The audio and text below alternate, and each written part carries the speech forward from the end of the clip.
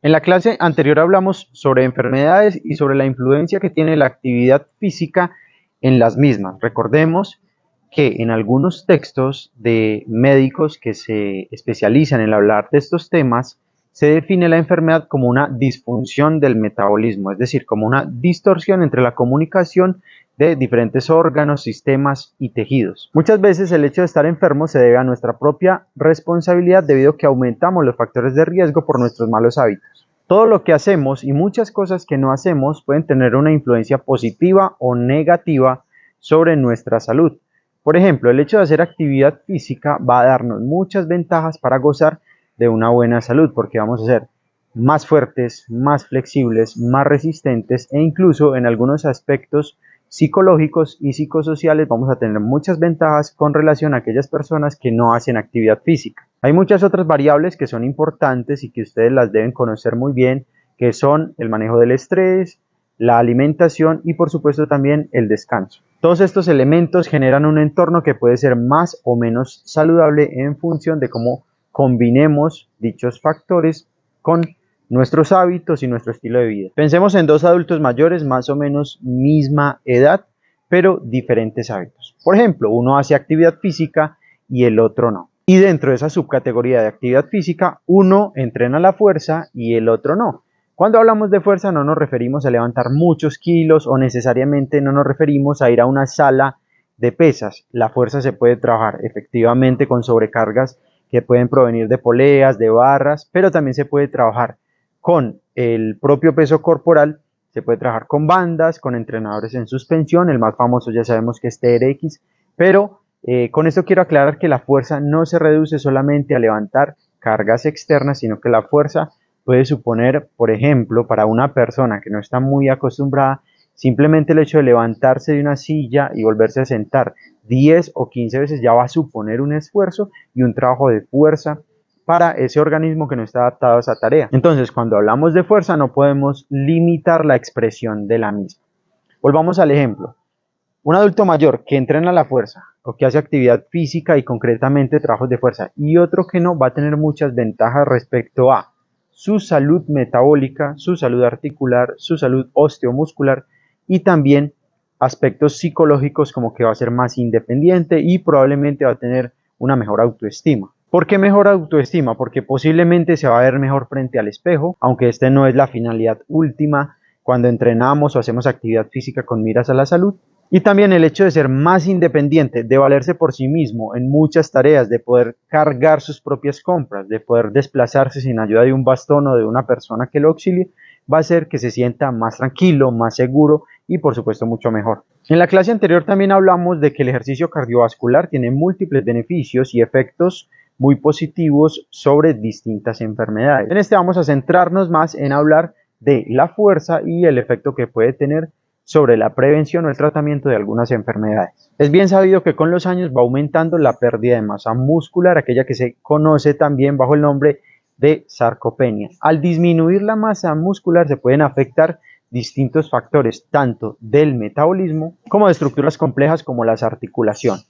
¿Por qué se pueden afectar las articulaciones? Porque al reducir el estado de la masa muscular o la cantidad de la misma, vamos a tener menos amortiguación sobre los impactos. Los impactos no son solamente los saltos, también puede ser las caminatas pueden generar un impacto articular, el hecho de subir o bajar escaleras también puede generar impacto articular en función del sujeto al cual nos estemos refiriendo o del cual estemos hablando y de su estado articular. Hay algunos que tienen un desgaste, por lo tanto, va a ser más fácil impactar sus articulaciones porque ya hay un daño interno y aparte de eso hay un estado de masa muscular reducido. Muchos de los problemas articulares se deben a un desgaste del cartílago. El cartílago es un tejido semirrígido que está entre los huesos que permite una mejor relación ósea en las articulaciones sinoviales, ya que evita el roce entre los huesos y también cumple otras funciones. ¿Qué pasa con el cartílago? Que cuando este se va desgastando por una enfermedad autoinmune o por malos hábitos de movimientos y de posturas, no vuelve a cicatrizar porque está considerado como un tejido avascular, es decir, que no tiene vasos sanguíneos. Algunos autores también refieren que no tiene linfa ni tejido nervioso. Por lo tanto, cuando se va dañando, este no se vuelve a reparar, como si puede pasar, por ejemplo, con un músculo o con un tendón. En principio, lo ideal sería prevenir ese desgaste articular por medio de la combinación de varios elementos de la actividad física y su subcategoría en el entrenamiento.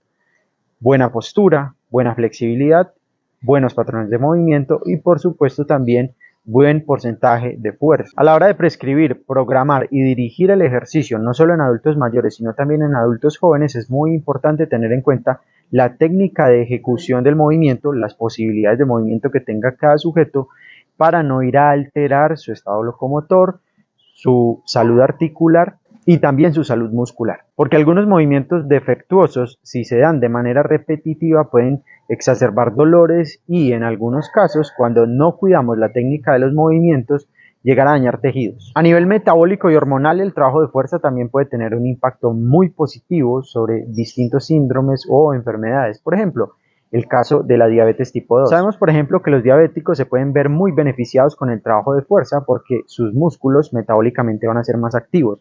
Al aumentar el estado de fuerza y de masa muscular, los músculos pueden captar más glucosa y esto va a permitir mejorar sensiblemente los niveles de azúcar en sangre.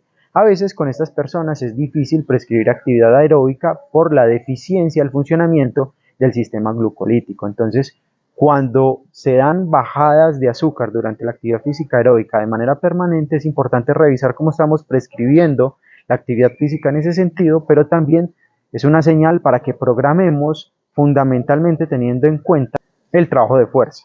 Asimismo, en estudios con diabéticos también se ha develado que la flexibilidad puede tener un rol muy importante en este tipo de enfermedad porque hace que sea más fácil el hecho de permear la membrana celular. Ya sabemos que el problema con los diabéticos, o uno de los problemas con los diabéticos, es que el azúcar no puede entrar fácilmente o no puede traspasar fácilmente la membrana celular, que es donde se vuelve funcional, sino que más fácilmente se queda en sangre. Entonces, el trabajo de la flexibilidad permite mejorar este hecho, haciendo que más fácilmente esta molécula pueda ingresar a la célula para que se convierta en un factor activo metabólicamente. Los trabajos de fuerza y flexibilidad también son importantes en otras enfermedades como la hipertensión, pero aquí hay que tener mucho cuidado. Lo que debemos garantizar en principio es la hemodinamia. Imaginémonos un Vitruvio, decía el gran profesor, o dice el gran profesor Mario Di Santo, que es experto en estos temas.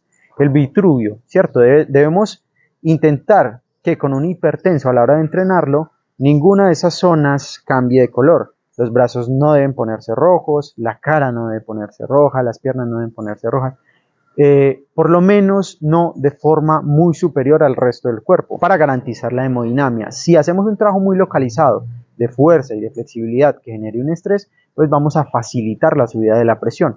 Pero si repartimos bien el trabajo y combinamos trabajo de fuerza, de flexibilidad y ejercicio cardiovascular, vamos a permitir que esos niveles de presión arterial posiblemente mejoren mucho en las personas que tienen este problema. También sabemos que la obesidad y el sobrepeso adiposo es un problema de salud pública. ¿Qué pasa con esas personas que difícilmente pueden hacer ejercicio cardiovascular en principio porque no tienen adaptación tendinosa y porque en muchas de las formas de prescribir ejercicio al respecto pueden generar impacto articular?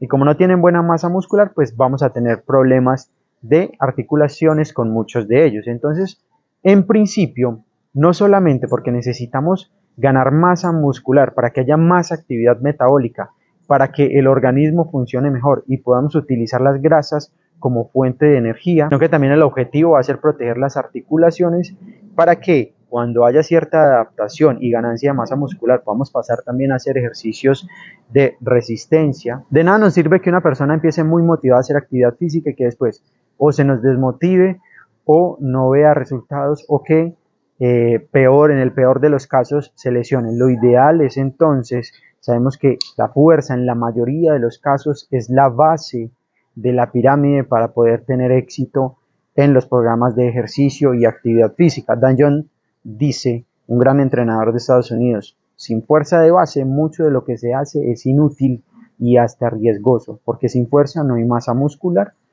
sin fuerza no hay sostén articular, sin fuerza no podemos refrenar la sarcopenia y todos estos factores van a impedir la longevidad en la actividad física, la cual es indispensable para poder gozar de una buena calidad de vida.